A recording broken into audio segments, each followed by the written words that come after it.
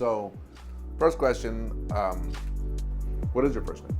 David. David. All right. So, what did you come in for originally? Like, I know you came in a few weeks ago, and like, tell me the story about the pain that you were having and when you started having it, when you noticed it, that type of thing. Well, it's been an ongoing issue for several years.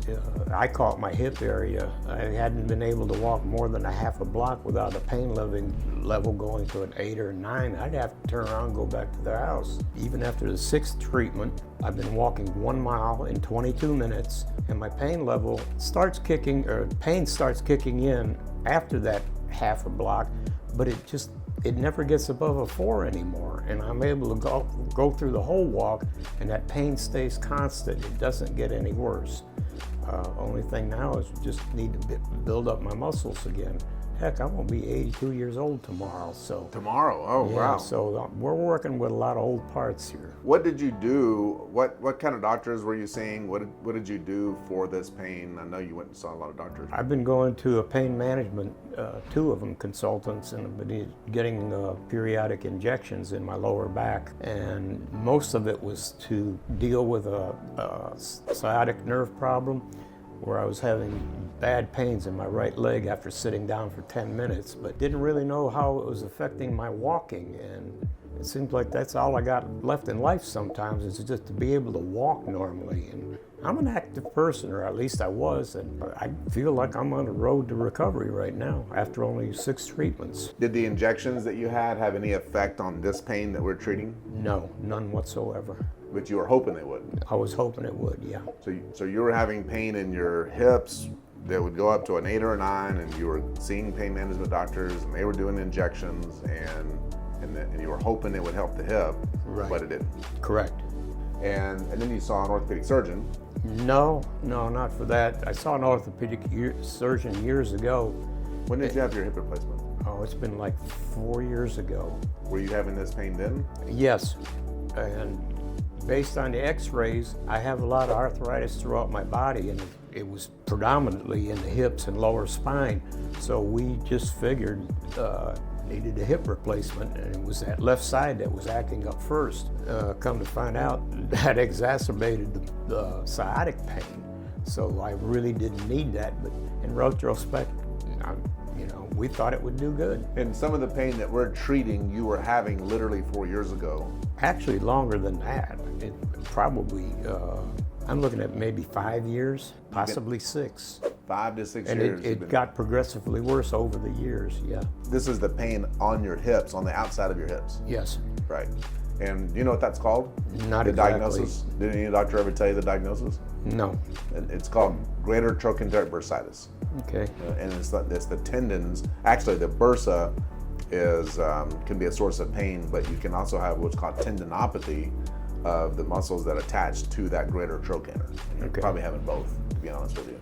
And hip replacement doesn't even touch it, because they don't. It's more medial. In other words, they leave that alone. They leave that whole greater trochanter alone with the hip replacement. So, do you remember what on the first time we treated it with StemWave or shockwave? What do you remember after that? Like that day, like the few hours after? I didn't really feel much different, but I did feel a different sensation in my legs when I walked. I never had any pain from it, but I started getting some relief, feeling some relief, I think at about the 3rd day. And that's when it gave me a lot of hope. Maybe we're going on the right path here. Right. 3rd day after the first treatment, or? No, after the very first treatment. Yeah, so 3 days later after the first treatment, right, it was like, oh, something feels different. Correct. Right. And that difference, did you notice it when you were like weight bearing and walking? Yes. Yeah.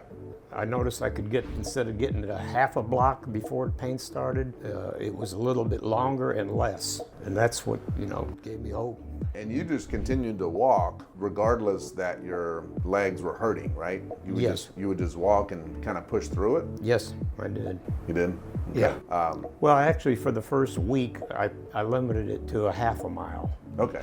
And then after the 2nd treatment is when I bumped it up to almost a full mile, and now I'm walking a full mile. Yeah.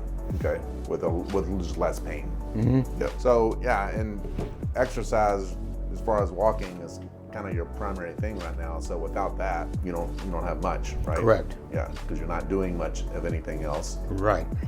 And yeah, it's pretty important for people to be able to get around. We call it your life shrinking, meaning if you can't get around, your life shrinks, and it keeps shrinking until it goes to Yeah, when you can't walk to the back of like a Home Depot without hurting, yeah.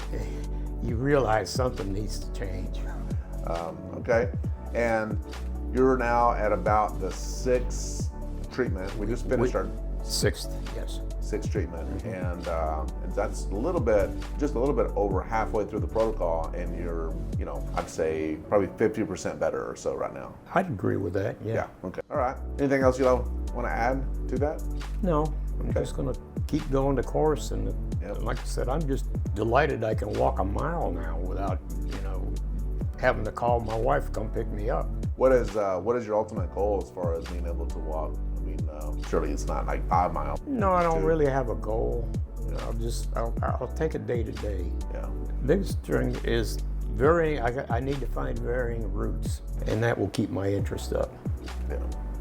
This situation with David is a very common problem that patients have. They go to a doctor with a particular complaint and they start a treatment process, in this case, spinal injections to try to help pain along his hips. And this particular problem that he is having is a very common problem. It's called greater trochanteric bursitis, and there's probably a tendinopathy component as well, because as we walk and step, the tendons that hold our pelvis level connect onto that greater trochanter, and sometimes the other types of doctors, they just have what they have, and so they try to do spinal injections to try to help quote unquote leg pain. And in this case, it was not what he had wrong with him at all. So once we started doing the StemWave and treating the actual inflammatory process around the greater trochanter and around the tendon connections onto the bone, that's what started the relief process. And patients often get stuck in a cycle of inflammation, and the process of standing and walking throughout the day is too much for that tissue, and thus it just continues a inflammatory process, and then it stays in a loop of inflammation kind of constantly, and it won't heal, and that's the problem. So this is a very common condition that we see, and it's very similar to plantar fasciitis, Achilles tendinopathy, lateral and medial epicondylopathy, different shoulder problems. They're all stuck in an inflammatory loop, and they can't get out of it. And things, this new technology such as StemWave helps kind of kickstart the healing process, and it happens very, very rapidly. In fact, within just a few days, he was able to walk further, and so that's a very typical response that we see.